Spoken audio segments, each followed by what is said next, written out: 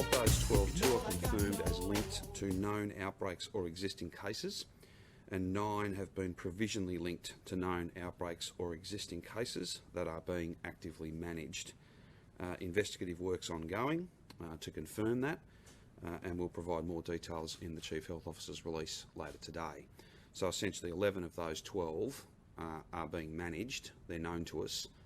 They've tested positive within a framework, and that is the public health response working as it should. One regional case, so the last of those 12, is a previously cleared case that has retested as a positive and is under review. That case is in the Geelong area. The Chief Health Officer can speak to that, but my advice is that much like the Mildura low positive, it's a different set of circumstances, but much like the Mildura low positive last week, that'll go through the usual review process, and we don't believe that that person would be infectious, but the Chief Health Officer can speak to that in more detail if you would like. Sadly, an additional male in their 70s an additional person has passed away because of this virus, and we send our best wishes and condolences to that family. That male in their 70s is linked to aged care. There are 23 Victorians in hospital, none receiving intensive care. A total of 2,858,794 test results have been received since the beginning of the year. That's 8,201 since yesterday. Obviously, that's the second of the weekend numbers coming through. We just again thank those people for having gone and got tested, but we again make the point, because nothing's more important. The sooner you get tested once you register symptoms, the safer you'll be, the safer your family will be, the safer every family will be. It's incredibly important to go and get tested as soon as you register those symptoms. Don't delay, don't wait till tomorrow or the day after. Please go and get tested as soon as you have any sense that you've got symptoms compatible with this virus.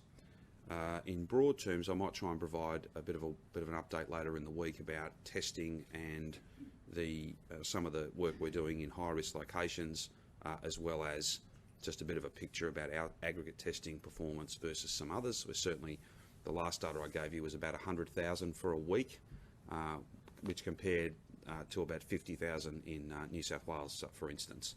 So those numbers are still strong. They're well above the World Health Organization range, if you like, but we'd always call upon every single symptomatic Victorian, please come forward and get tested as soon as those symptoms register. It is incredibly important. There are 16 healthcare workers who are active cases, and we thank them and their colleagues for the amazing work they do. The rolling average to 12 October, Metro 10.0, Regional 0.4. Cases classified with an unknown source, so mystery cases at the 10th, 13 in Metro Melbourne, none in Regional Victoria.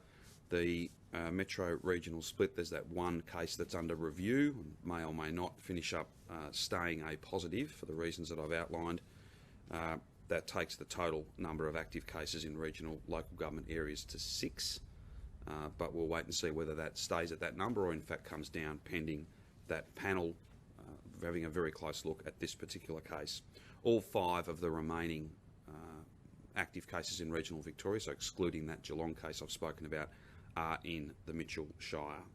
There are 30 cases still active in aged care, so those numbers continue to fall down. If you like, we shouldn't gloss over the fact that we've essentially no active cases in disability facility settings, a falling number, and a much smaller number than was the case some time ago in residential aged care. That is an achievement that is very important to acknowledge, I think. They are the numbers of the day that I needed to go through. I'm now going to ask the Deputy Premier to go through some very important announcements to support students. This has been an academic year like no other, and both students, parents, teachers and staff, entire school communities have done an amazing job in really challenging circumstances. But there will be, because of absence, there will be because of some of the unique challenges that this virus and the settings we've had to put in place in order to ensure safety. There will be some unique challenges that need to be supported, and every individual student will be supported in their academic journey, and to make some very significant announcements to that end. Not all will do, but a very, very big part of our response to that dynamic I'll now ask the Education Minister to add to my comments. Thanks very much, Premier. This is the single biggest boost to individual learning in our state's history. We're dealing with a 1 in 100 year pandemic, and we're responding in an unprecedented way. We know that the vast majority of our kids spent term 2 and term 3 studying remotely, and we know that whilst many thrived in that environment, many students struggled, particularly disadvantaged students. For those who have fallen behind, we're going to support you like never before.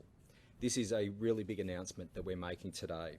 It is a $250 million package to recruit and deploy more than 4,100 tutors to support more than 200,000 students in the 2021 school year. And of those 4,100 additional tutors, we expect about 80% of those will be women, and women have been so severely impacted through this pandemic. It's important to note and to understand this is over and above the existing workforce. Our principals, teachers, support staff have done a brilliant job. This is an additional workforce of 4,100 tutors over and above that team. Every single government school in Victoria will receive funding, every single one, and it will be weighted to disadvantage. That's $209.6 million for government schools to deploy and recruit around 3,500 tutors. For our non-government schools targeting disadvantaged students in Catholic and independent schools, there's $30 million to deploy and recruit around 600 tutors. And there's also a further $8.6 million to recruit a further 16 Koori support workers across our state, and an additional 60 multicultural and multilingual and bicultural workers to support students where English is not their first language. So there will be individual assessments, and I've talked about that before, right through this term as students are back at school. Kids will be individually assessed in terms of where they're at. Those that are further ahead than where they might have been, and those that have fallen behind. In terms of the tutoring itself, it'll be a locally based decision. So schools are best placed to determine how best to deploy these additional tutors. But to give you an example, we're looking at probably 2 to 3 sessions of around 45 minutes with 5 or so kids. So this is small group tutoring, individual support. And all the evidence, international and domestic, shows that this is the best way to get the biggest difference in bringing kids back up to speed. The Grattan Institute released a report that shows that small group tutoring can provide an additional 5 months of learning in just 20 weeks. That is what this will do for kids right across the state. So we need to recruit a lot of people, more than 4,000. We know that they're out there. Currently, there are about 5,500 teachers who are either recently retired or on a long-term leave. There are 4,000 pre-service teachers. There are 3,600 casual relief teachers. We need more than 4,000 of them to put their hand up. So my message to retired teachers, pre-service teachers, casual relief teachers, we want you and our kids need you. And my message to parents and carers, if your child has fallen behind, we will bring them back up to speed. So this is a really important announcement. We'll be recruiting right through term 4.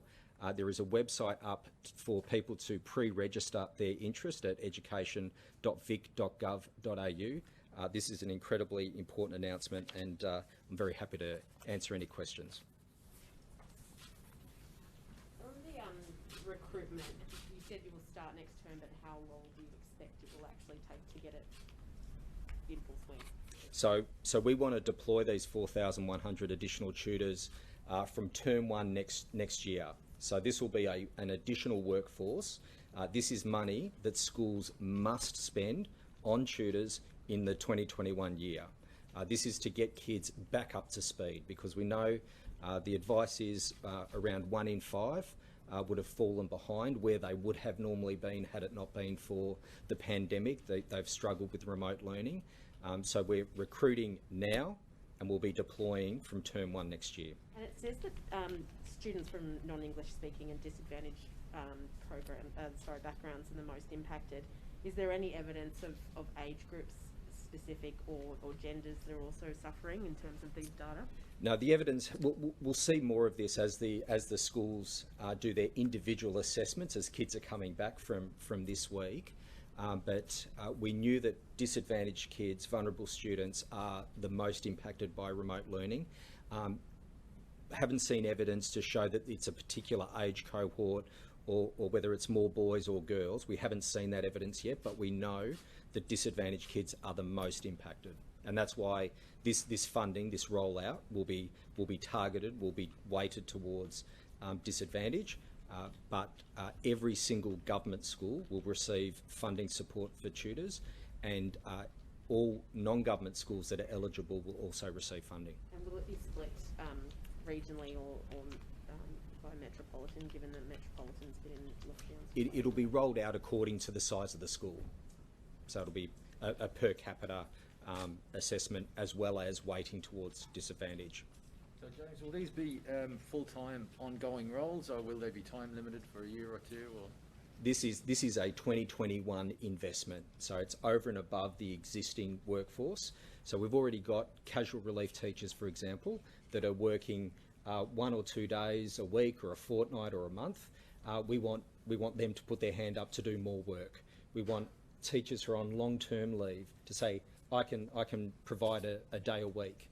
We want recently retired teachers to say, I can get back into the school for 2021. So this is a pandemic response. This is about getting our kids through next year back to where they would have been had it not been for the pandemic. Sure, but the tutors, will they be full-time on the same status as a permanent teacher? They'll be paid. They'll be paid as per teacher. These are teachers being paid as teachers. This is a professional workforce, and we need those that are recently retired or casual or pre-service to put their hand up. So that will be the workforce that we'll provide in addition to what we already have. Will they be on contracts? Will they be casual? On what basis are they going to be employed? So the funding will be provided directly to government schools. So the student resource package, their budget, the school budgets, they'll get additional funding. And they'll be there to employ teachers. These are teachers registered through the VIT. If their registration has run out, VIT will support them. They'll have their working with children's checks. They'll be employed for this period of 2021. And then at the end of the year, the end of the financial year or the end of the calendar year, that funding isn't there for this is a 2021 $250 million boost to get kids up to where we need them to be. Now, many of those teachers, I would hope, would actually come back into the workforce on a permanent or part-time basis beyond 2021 because, you know, our population is growing, our student enrolment numbers are growing across the state. We need more teachers. So those that may have left the profession, we get them back as a tutor. It'd be great if we keep them beyond 2021, but this is a dedicated funding boost for the 21 calendar year to get our kids back up to where they would have been. Will there be any training as part of this if they were retired and It would depend how long, for example, a teacher's been out of the workforce, so there might be engagement with the Victorian Institute of Teaching, there might be a little bit of training, but for the most part, this is a workforce that is ready to go. We know that there are many thousands of people that if they register on the education website, we can get them up and running and into our schools next year. And will they be recruited from interstate? I know we do that when we're doing police drives and things, or do you specifically want Victorians? No, we would welcome interest from interstate, of course, and we often do that with our existing workforce, recruiting people from right across the country, because there's no better place to be a teacher or a support staff than in Victoria. Just to the Premier, President Bennett has said that mystery cases are currently low enough to significantly ease restrictions in Melbourne is the government considering pushing ahead with everything that was in the planned roadmap? I just missed who had said that, sorry. Catherine Bennett, the epidemic. Oh, no, we're not going to be delivering the entirety of step 3. I've made that very clear. The advice is that that would not be safe. We will, however, choose those items on that list of things that were proposed to happen this coming Sunday. Those that are safe we will proceed with, and there may be some others that we believe are safe that were not necessarily foreshadowed at that time. This is a changing thing. I know that's frustrating that not all questions can be answered and not all certainties can be provided. But at the end of the day, we're not in a position to go as far and as fast as we wanted to. But there are some things we can safely do, and that's exactly what we will do. But those decisions will be based and will benefit from detailed analysis of data that's come in today and all the data that comes in throughout the week. And those decisions will be not last minute, but they will take account of as much data as possible. Premier, you've said that we can't open up too quickly. We're now well into our 3rd month of lockdown, so many businesses have been forced to be closed for more than 7 months this year. We've now been told that they have to lower their expectations this weekend. It seems like this 5-case threshold is unattainable. How is this fair to businesses? Well, there's nothing fair to anybody if you open up because you're pressured to do so and the science doesn't back it. That's not fair because you'll be closed again. Our aim has always been clear: open at a point where you can be confident that you can stay open. No business, large or small, will benefit from being open for a very short period of time, only then to have to pinball in and out of rules and restrictions and shutdowns well into 2021. Logic tells you that. My discussions with many people in the business community confirm that. Yes, they're frustrated. We're all frustrated. We all want this to be over as soon as it can be. But we don't get the luxury of some of this commentary we've seen the last few days. Just open everything up now. That is not a fact-based, science-based approach. And I'm just not prepared to entertain those sorts of decisions. That's not what we're doing. The key point here, though, yesterday at some length I went to the notion that we are reviewing daily, we're reviewing weekly what a likely outcome is in the days and weeks to come, and if upon that further analysis 5 is the new 0 and 10 is the new 5, well then we'll have to factor that in, and we will. Now I can't answer all the specifics around when that judgment would be made or what that might allow or not allow. It'll make the task of keeping a lid on this virus harder. But I just thought it was appropriate to reflect on that yesterday, given that that's what we're thinking about. We're not about keeping these restrictions on in an indefinite way, unless and until we reach a target. I would remind all Victorians that there was quite a call, and we were fully supportive of it. There was quite a call to move to targets and to move to dates, and we've tried to do that. But we've always been really clear that that was the goal, that was the plan.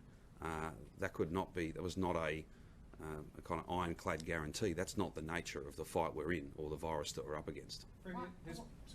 Why is it that Melbourne is in the longest lockdown in the world?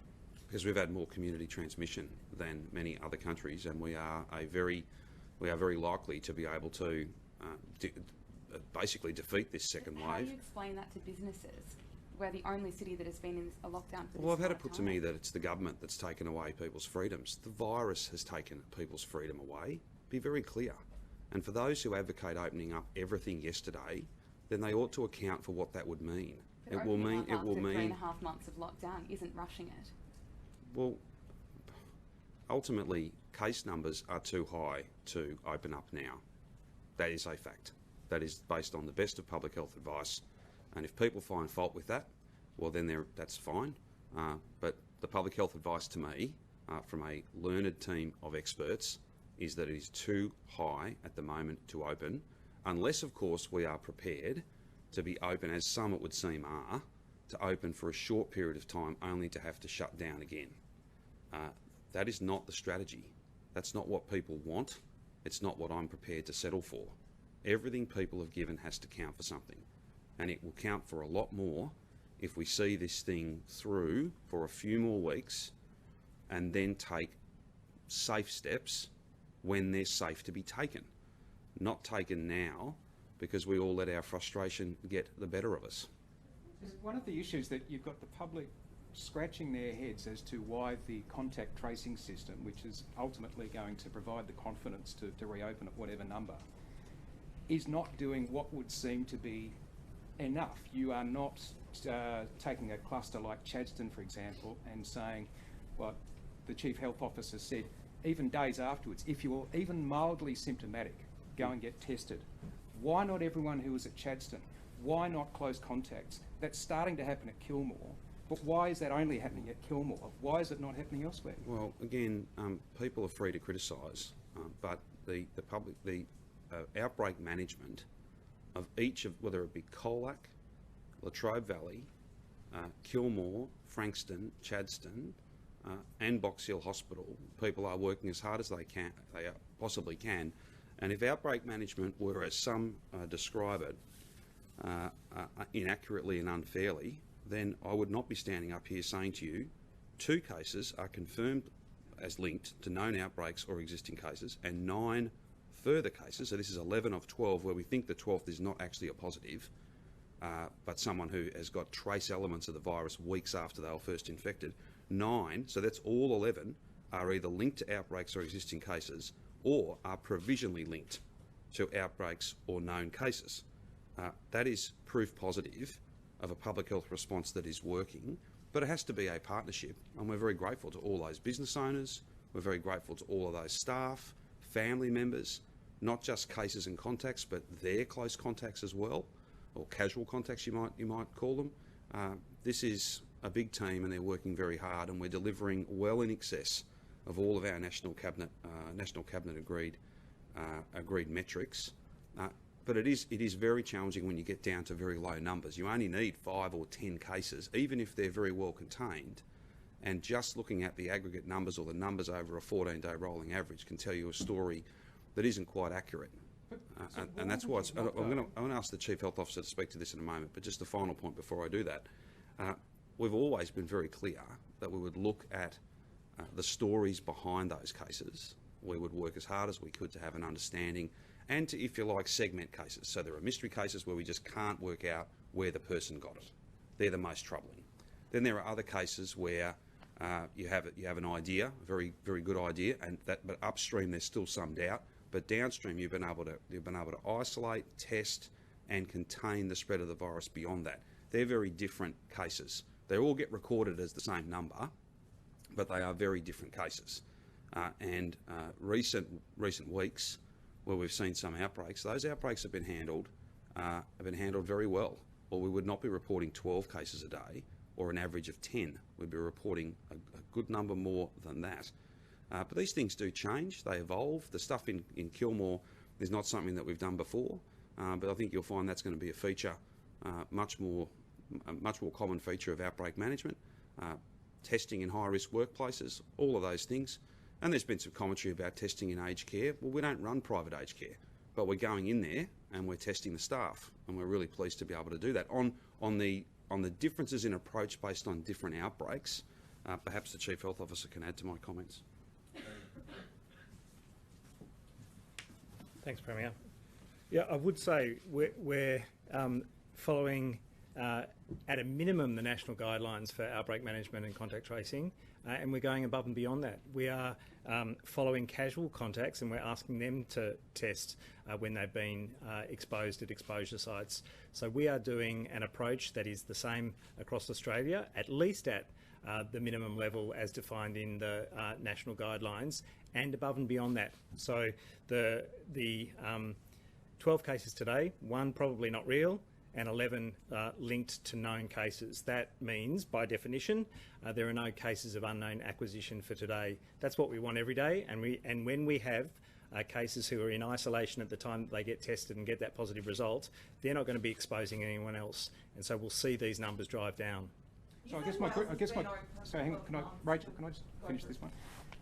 So I guess the question would be, if this approach is now being done in Kilmore, where you are doing close contacts, telling them to isolate, telling asymptomatic people to get tested, why has it taken until now for that approach to be phased in as it's being described? Why was it not being done, say, in the Chadstone outbreak? I mean, if you have a look at some just back of the envelope, if you take out the Frankston-Chadstone outbreak, we would have an average somewhere around 7, and we'd probably be on track to open on Monday. So why was that not done in the case of Chadstone? Why is it taken until No, now? we've done it in the Chadstone case as well. So people who are casual contacts of that site, anyone who's been through Chadstone, who hasn't even been to the Butcher Club, hasn't even been to Jasper's Coffee, are being prompted to get tested. So that is much, much broader than the previous approach for outbreak management. And so it is akin to the Kilmore outbreak. The issue with the Kilmore outbreak is that there is a burden for contacts of contacts to be isolating. We've got hundreds of people isolating in Kilmore. I think they accept that as a legitimate and proportionate measure to control that outbreak. And we haven't had new cases. We've had half of those get their day 11 quarantine testing. They've all come back negative. The other half will be done today. I expect that they'll be negative as well. So I think this is an approach that is as precautionary and proportionate to the task ahead of us. Just to finish off, it wasn't done originally with Chadstone. You were saying that if you're even mildly symptomatic, come forward and get tested if you've been to Chadstone. That's not everybody. That's not close contacts. And I guess the question is, you would have had, I would guess, significant public support for an approach like you're taking in Kilmore. Why was it not done in the initial stages of Frankston and Chadstone? Why was it only in Kilmore that was started to be phased in? So an approach of testing every single asymptomatic person who goes to a particular setting when there are tens of thousands of people coming on a daily basis is not value for money and is not necessarily a proportionate approach. We had people who were known to be positive with casual exposure in Kilmore, and so it was very clear that the epidemiology suggested that there was an infectious person, a very infectious person in that setting, and they had gone to that specific setting. We're talking about a number of shops in Chadstone where people hadn't gone anywhere near any of those exposure sites, and so to open it up to every single asymptomatic person would not necessarily have been proportionate. We're still saying anyone who becomes symptomatic get tested, anyone who becomes symptomatic isolate at the first sign, and we're seeing every single case that's linked to that. New South Wales has been open for months with similar daily case numbers to what we've had for the past 3 weeks or so.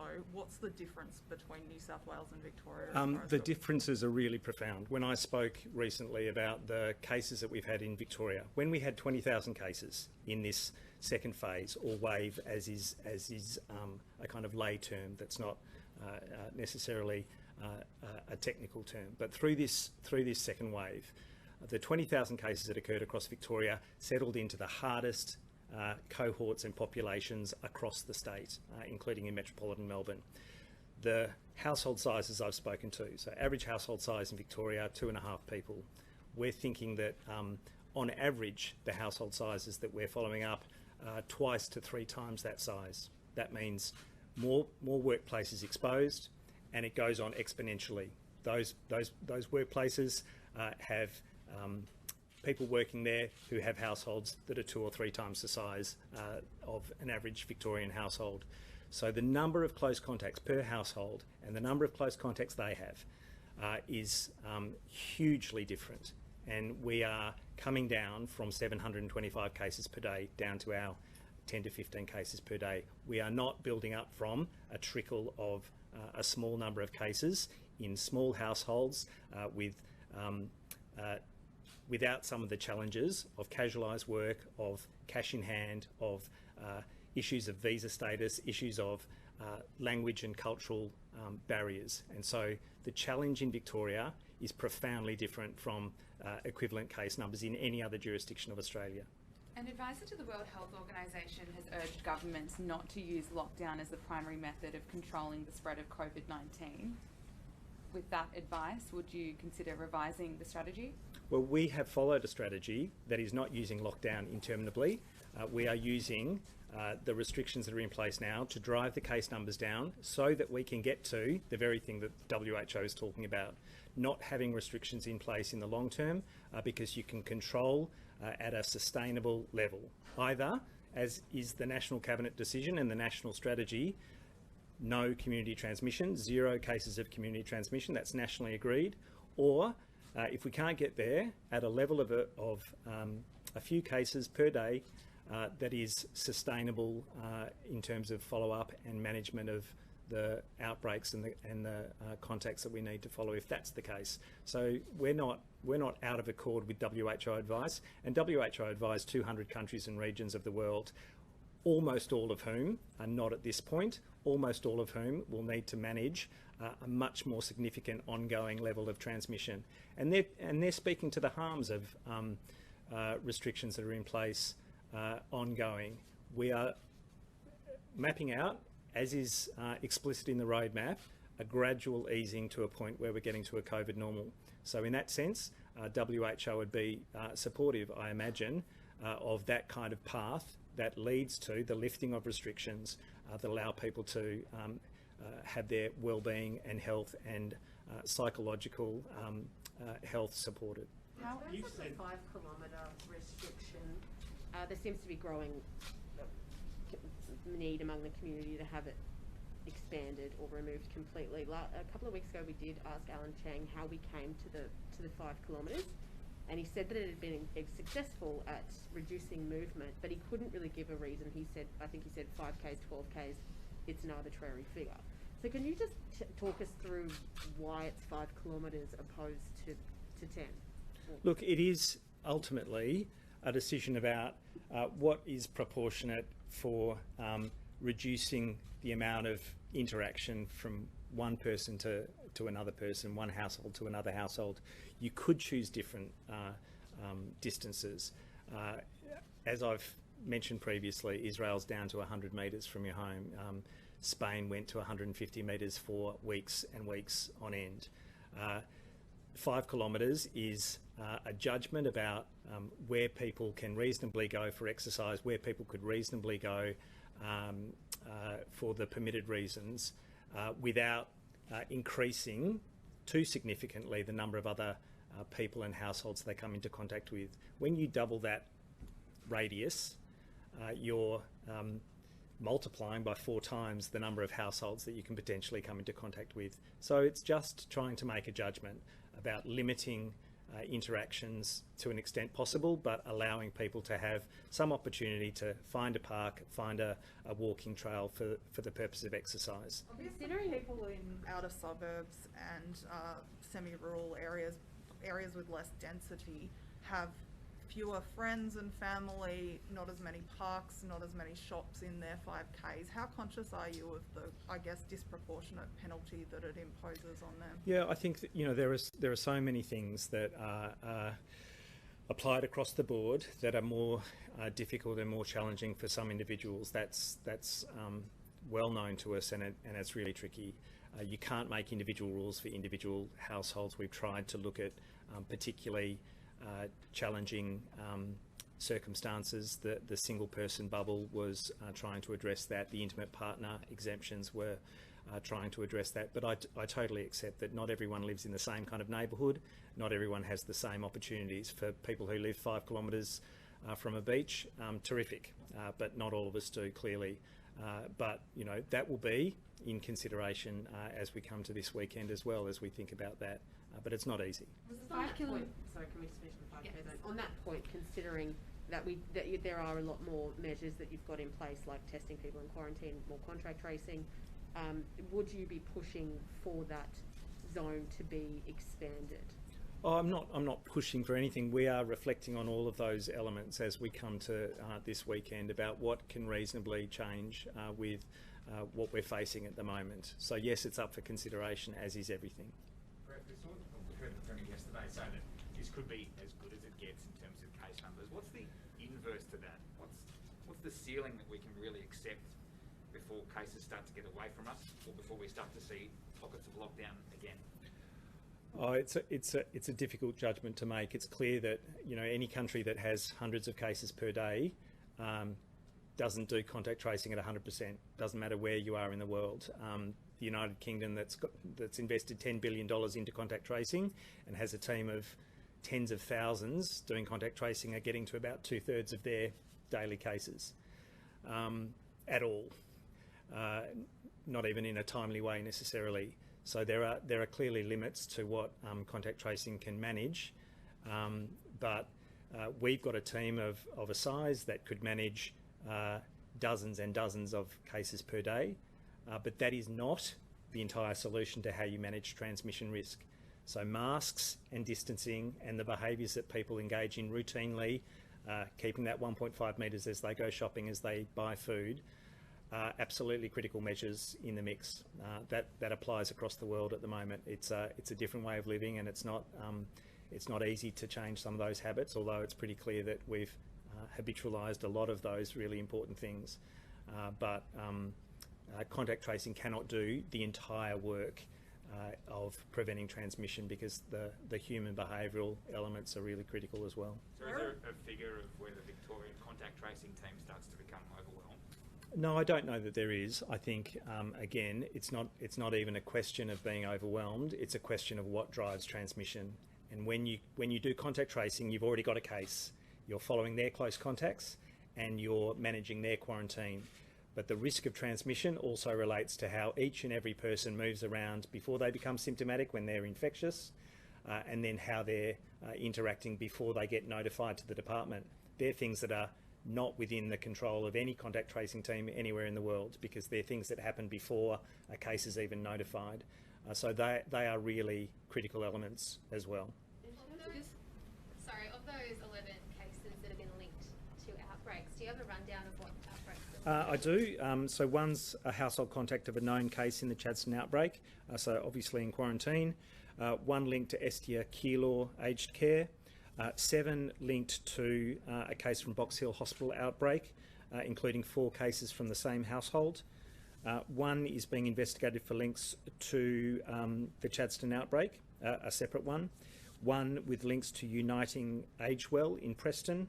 And the last one, I'm presuming, is the Geelong case that the Premier alluded to. I think that's residual virus, probably dead virus, still gets picked up with the viral fragments on a swab, but isn't infectious. But we need to be clear that it's not a reinfection. They're rare events. They can happen for people who've been previously infected. So there'll be a review by an expert panel of that today. But I'm pretty confident that that will be regarded as a residual infection and won't be counted in today's numbers. Just Box Hill. Sorry, same question as me probably.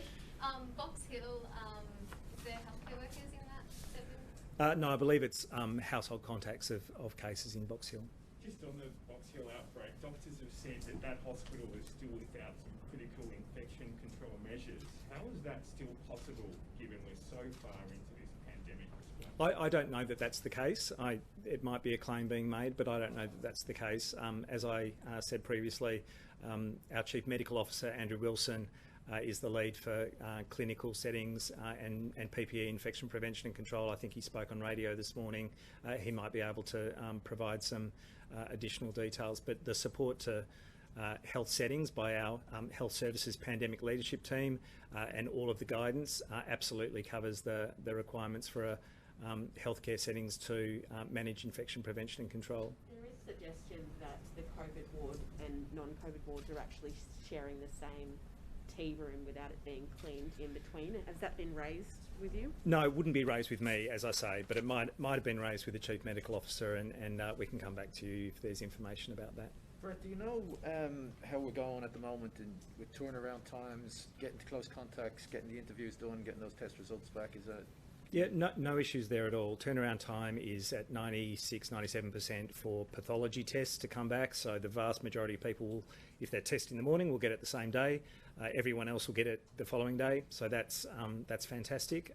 A number of them are, within a 12-hour window. So that's fantastic by our pathology services. In terms of contact tracing, from time of notification to time of making those phone calls, the vast majority are being done within 4 hours, let alone 24 hours. So no issue there.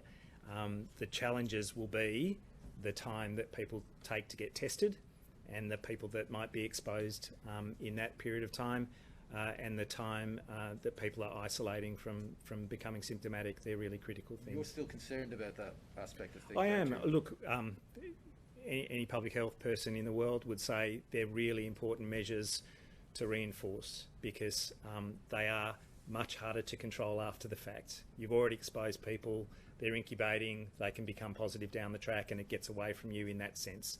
That's when you get 10 people in a household who are becoming positive even though you've done contact tracing with the case immediately.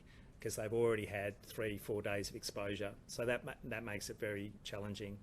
So I will continue to reinforce that message. Isolate immediately on symptoms, and for everyone to be aware that there's that $450 payment if you have to take time off work because you're waiting for a test result.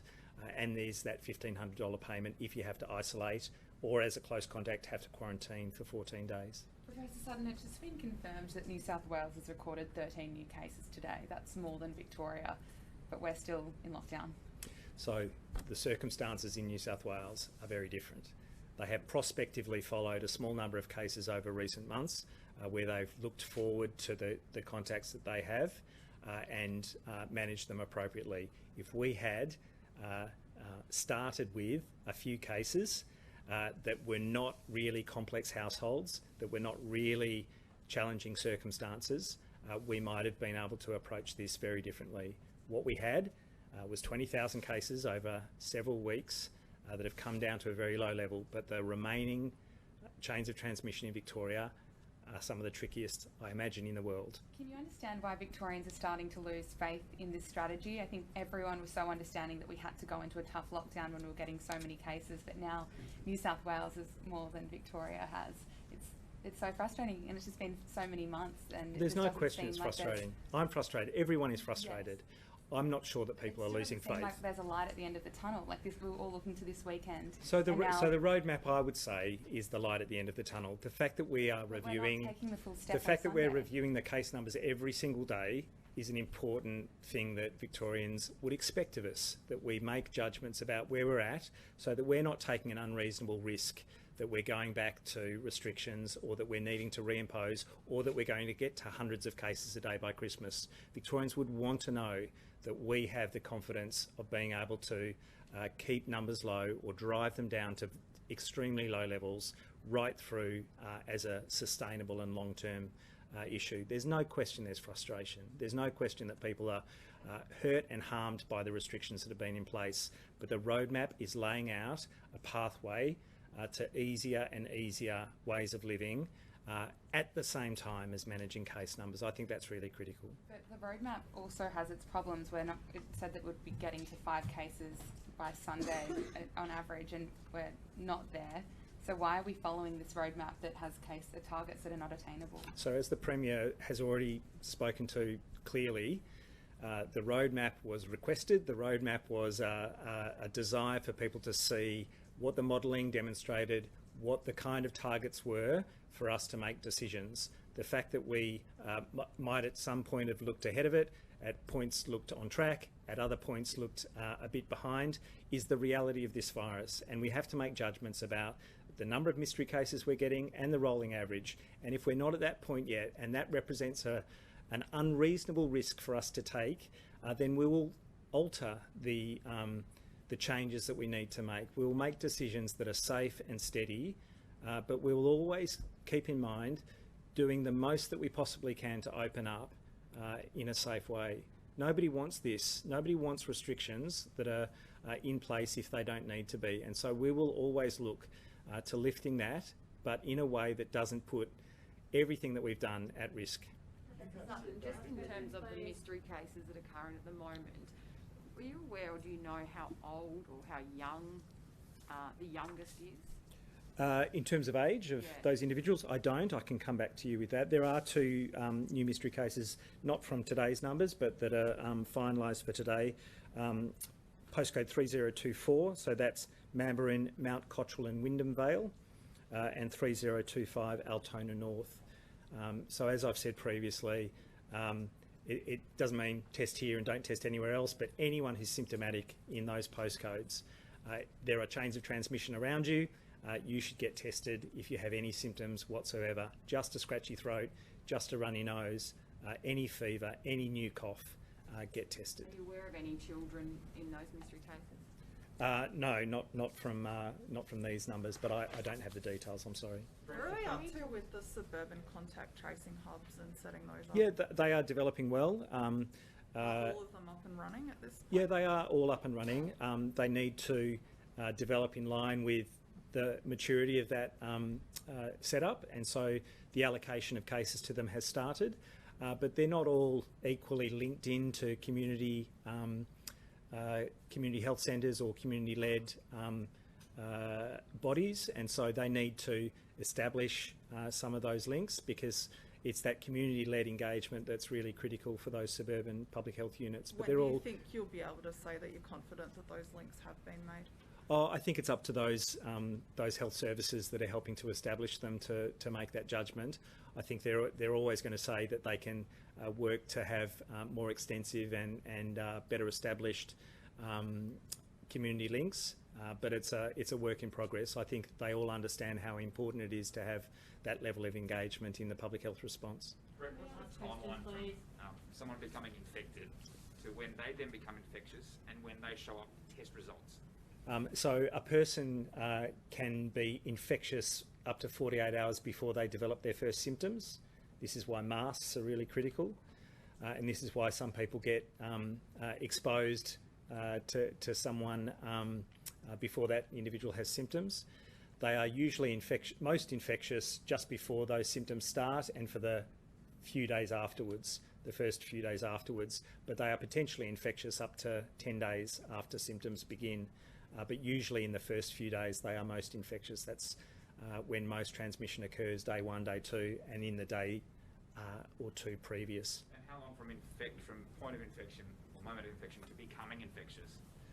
A moment of exposure to becoming infectious is that incubation period, and that's 14 days. That's why people are quarantined for 14 days, because from being exposed, the longest period of time before developing symptoms is 14 days.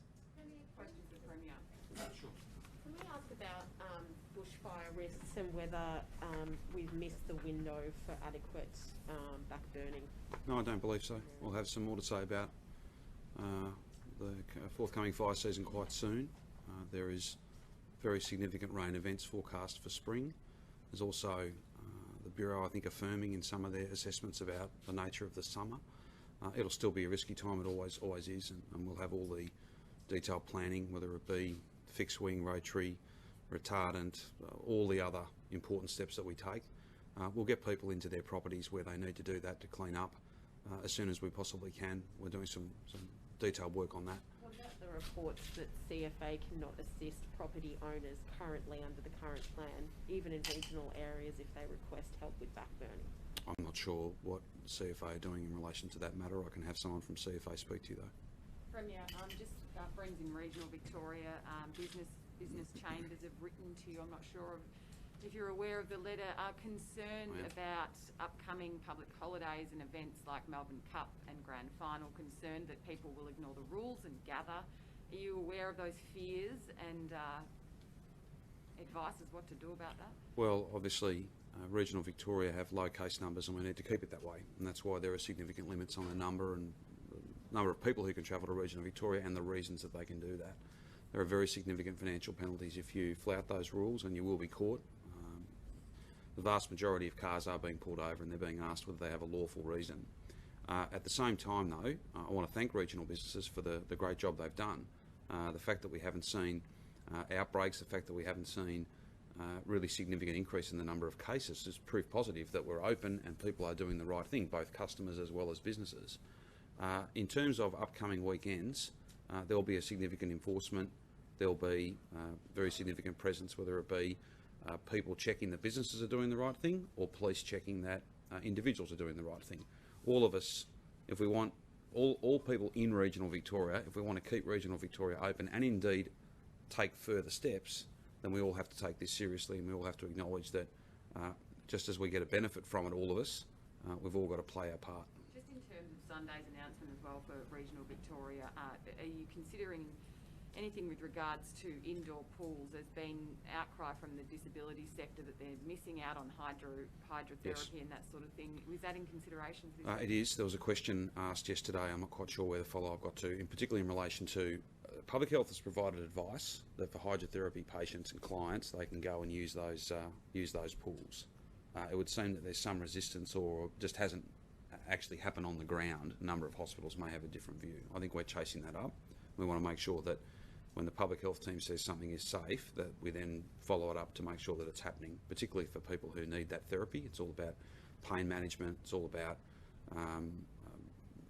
well, many reasons why. It's not just therapeutic. It's also about part of a daily routine, and notions of trying to connect with other people and trying to be safe, but trying to get as close to normal as possible.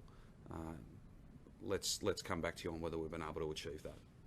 You said in your statement following Chris Eccles' resignation yesterday that, quote unquote, until last night I had understood that Mr. Eccles did not know if he had telephoned Mr. Ashton.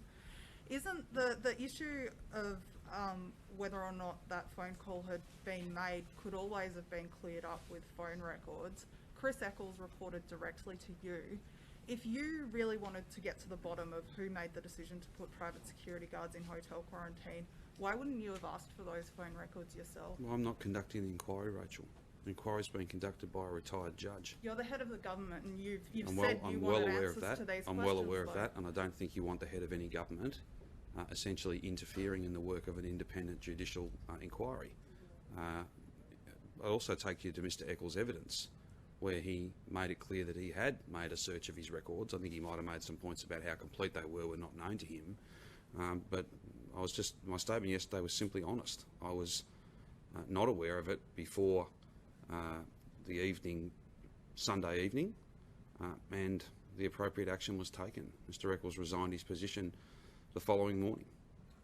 Can Victorians have faith that the hotel quarantine inquiry really is being frank and fearless in its investigations, given it took media reporting and public questions for them to take the pretty obvious step of requesting those phone You'd need records? to speak to the inquiry about that.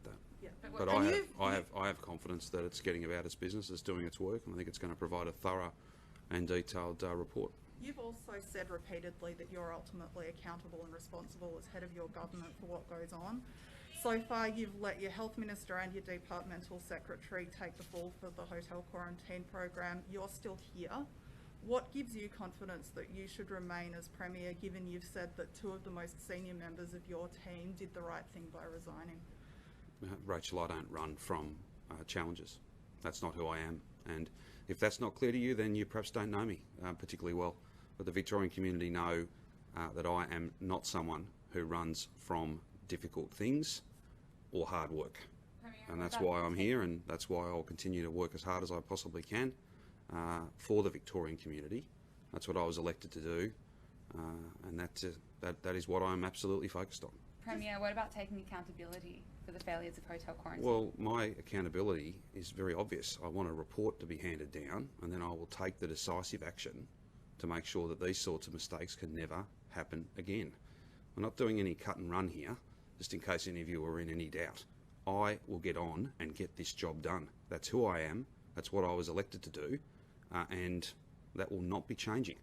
That will not be changing. Okay, your government set up hotel quarantine, and it's failed. As we know, it's led to the second wave. We're now in lockdown. Nearly 800 Victorians have died. You're the Premier. Surely accountability looks like resigning. Well, you can have a view, and you can advance that view as often as you like. That's not my view. My view is you don't run from difficult tasks. You don't run from challenges. You get on and get the job done. That is who I am. That is what I am doing, and that position will not be changing. What's more, the board has not yet provided its final report. Let's wait and see what the board reports, and many of the assertions, many of the claims, much of the commentary may be correct or it may not be. Let's wait and see what the board comes back with. The IBAC Commissioner has written to the Board of Inquiry to outline the additional risks that could occur within the public service during times of crisis, such as the pandemic. One of the things that the Commissioner has said, however, is that they've been saying this quite a long time, that they are under-resourced, considering that you're handing out resources to multiple agencies and bodies to deal with these things. Would you commit to giving the funding or additional funding to IBAC in order for them to make sure that the public service didn't have any corruption issues during this time? Their budget has increased year on year. There's a budget process at the moment. There'll be another budget next year, and the budget the year after. And we consider all of their requests in line with many other requests that we receive. It'd be wrong to suggest that they don't have a budget that is larger than it was. And I think there might even have been, if memory serves me correctly, and I'm happy to be corrected if I'm wrong, but I understood that the last time I looked at this matter, there was a very significant underspend. Money had been allocated to that body and they had not in fact spent it. But again, we go through that process every year. This year will be no different. Do you appreciate that they have flagged that they will need additional resources to investigate, considering I don't appreciate that. I've not seen that. You're raising that with me for the first time. I'm happy to have a look at it. But let's be clear about this. There's not an agency out there of this nature or any nature that doesn't argue every year for more money. That's the nature of these things. And we consider those matters every year, and this year will be no different. On the subject of emergency management's inquired into pretty much every major crisis in Victoria since 2014, I think, from the Wye River bushfires to our more recent bushfires to thunderstorm asthma. Have you asked, or will you ask the Inspector General of Emergency Management to conduct an inquiry into our public health emergency management preparedness for the pandemic? I have not asked for that yet, but I've got no announcements to make. He's a standing officer in that he performs those functions in a pretty routine and regular way. Again, I've got no announcements to make on that. I think we might wait until, of course, we've got past this before we start looking at some of that work. That's the usual way that the IGEM functions. Even if some of those lessons could help us now? Well, I think that there are many lessons, and many of them have been learnt along the way, and there is a culture of continuous improvement. I'm not ruling that out. I'm not wanting to give you the impression that decision's been made, because I don't believe that it has. Just on the subject of fines, yes. A number of people haven't paid their fines, a majority in fact. Is there any leniency for those people who are not paying their fines? No. If you want to avoid a fine, follow the rules. It's very simple. And there are many more warnings that have been issued than fines. Many more warnings that have been issued than fines that have been issued. And the easiest thing, police have been fair about this. If it's a genuine mistake, if you were trying to do the right thing and you perhaps didn't understand the rules, many thousands, tens of thousands, perhaps hundreds of thousands of warnings have been given. But if you've been issued with a penalty notice, you've been issued with a fine, then you need to pay the fine, and we will come after you if you don't. There's too much at stake here. There's too much at stake, and many of these fines, if not all of them, are the result of choices that people have made, and they are the wrong choices. They are unsafe choices. They can potentially be deadly choices. So fines are important, rules are important.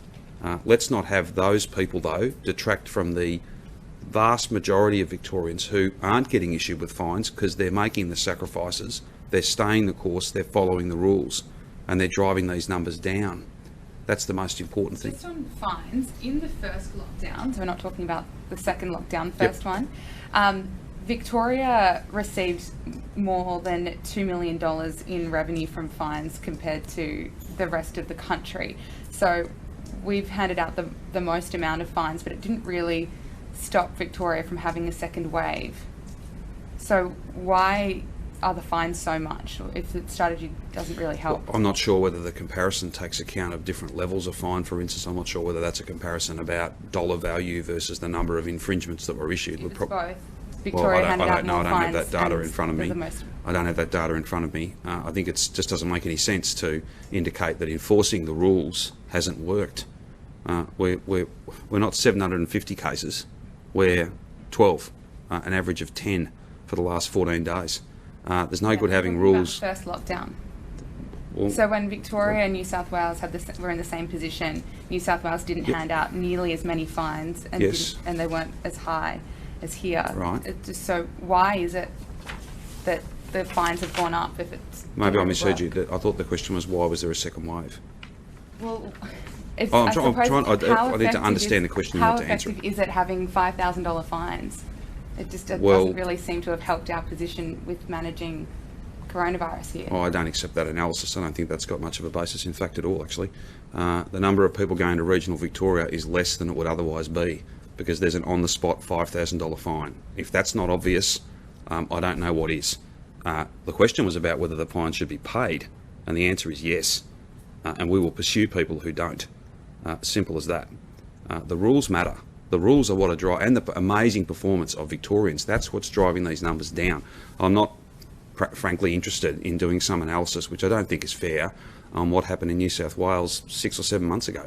This is right now, and the numbers are coming down, and that means on Sunday, despite commentary, despite, you know, lots of different stuff, these are the facts. Sunday, we're going to take some big and important steps. Are they everything we'd like to do? No. Will we get there? Yes. And you know why? Because Victorians are staying the course. They're getting tested as soon as they've got symptoms. They're following the rules. Some aren't, but the vast majority of Victorians are, and I am proud of them and grateful to them. And I think we have every reason to be optimistic about the changes that will be able to be made on Sunday. Not I think, just banking that or not paying any regard to the journey we've been on, how far we've come. This has not been easy on anybody, but we've just got to see this thing through. The alternative is we'll be open, yes, but we will not be open for very long. Media reports that the budget is locked in for November 10. Can you confirm That's not that? correct. Can you tell us when it is? When we are ready to make that announcement, we will. Premier, are you concerned at all about the motion, the vote of no confidence in the Parliament today? Cheap politics does not work against this virus. Cheap politics does not work against this wildly infectious virus. The opposition If it leader- did, then those who are completely irrelevant would have a much greater part to play. Apparently there's some unnamed Labor MPs that the opposition leader is urging to cross the floor. Do you think that'll be happening? Well, he's not relevant to the work I'm doing, nor are his urgings. Again, I just make the point, he and the cheap politics that he trades in is of no consequence when it comes to fighting this virus. His cheap politics is not a vaccine against this virus. I don't know that I can make it any clearer than that. Did you see the flags start yesterday? Do you have any thoughts on that? I'm sorry, could you repeat the question? 791 flags that were laid out. I thought there was another word in your original question. The start. Did you call it you called it a stunt? I don't respond to those sorts of issues. They're not relevant to the work that I'm doing. We're about saving lives. We're not about playing cheap politics, because it just doesn't work. It just doesn't work. It doesn't work. You know, when the rules come into lockdown, you want to open up. When you're opening up, you want to lock down. This back and forth, not an epidemiologist amongst them, not an expert amongst them. It's all about them. It's all about their benefit, not the Victorian community's benefit. It's all about politics. And politics just doesn't work. I'm not concerned by it. I'm not interested in it. And I won't be playing it, because it doesn't work against this virus. Victorians see through it too, I think, frankly. And that's why people know that if we're going to keep these numbers low, we have to get them low. If we're going to stay open, then we need to be very careful about how we open. That's what Victorians get and understand. And they're not too interested in people playing politics out of tragedy and people pretending that politics is a vaccine against COVID-19. The amendment that David Davis is trying to get through, would you treat that in the same vein? I've not read his amendment, and I've long since, or perhaps never, been a predictor of what happens in the Legislative Council. We'll see how that runs. We're having very productive discussions with the crossbench, and we'll wait and see how that bill goes. Premier, do you know much about the investigation at the into potential transmission at the Royal Melbourne Hospital? No. But we can come back to you if we need to. Thank you. It may be a little bit early, but I understand that there's some children that are starting Seems quite to make late, actually. Halloween costumes at school or discussing Well, it. someone read this. The other day I answered this, and then people went off on a tear that I had somehow, it was a slip up on my part, and I had somehow let the cat out of the bag, that restrictions had been on for longer than the roadmap said. Can I freely confess, I don't know the date of that particular of Halloween. US festival, I think. But in any event, people who celebrate it, they're free to do that if you want. I cannot tell you what the date of it is. If you want to acquaint me with what the date is, I'll then answer your question. Can they go Pardon? trick or When is it? treating? October 31. Right. You're not going to dress Looking, up they're as all, the Grinch no one this can year? see here, but they're all looking at me as if I should have known that. I don't know that date. I don't know that date. The question is, Now I can do, children so- go trick or treating? Should they be able to? Well, will they be able to? There'll be announcements made Sunday. I don't know that particular festivity will be central to our considerations, but I think that people will be able, to the extent they need to interpret the rules and work out what is appropriate on the 31st. if that's something that they're interested in doing, there's no Halloween plan, if I can put it to you that way. This year, Premier? Pardon? Your costume this year? You won't be the Grinch? Dress-ups are not really what I'm about. Others are into that. I'm not. Surely I have exhausted all of your questions today. I have one for the Deputy Premier. if Really that's do need to okay. get to Parliament though. Sorry, it'll be quick. No worries. Just on Nazareth College in Noble Park, is that, it's indicated on the website that it's still closed, is that the case?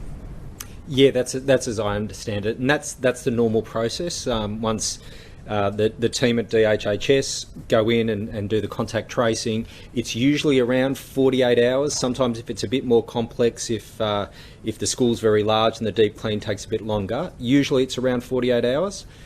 So yes, I'm not surprised that today's the start of the second day. All good. See you tomorrow.